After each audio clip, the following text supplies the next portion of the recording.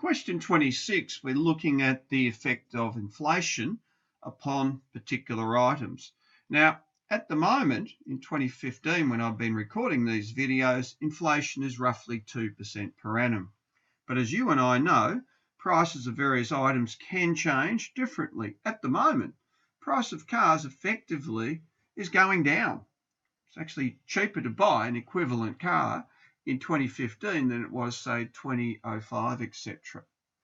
We're going to be using the compound interest formula as we go here. The only difference is that interest is really only ever compounded monthly for the purposes of our questions.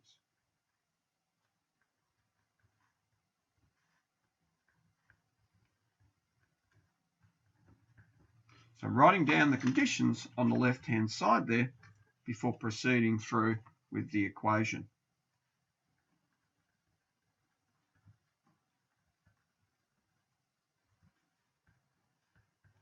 Now, as you've used the formula quite a few times, I'm simply just going to do two very quick demos on this.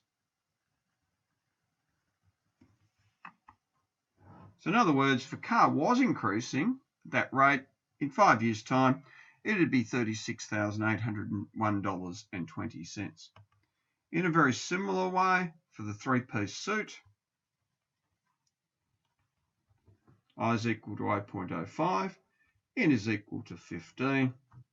The principal, or the original cost of the suit, $420. And I simply process that in exactly the same way as I did A. Compound interest formula. Always paste, write down the formula before you commence work.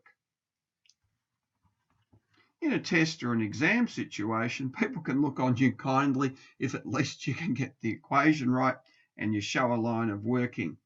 Problem like this, in a test or an exam, with a little bit of quirking there, showing the workings can get you out of a fair bit of strife, and also give potential 1 or 2 marks out of 3 if, say, you had a fallback position that you needed to attend to.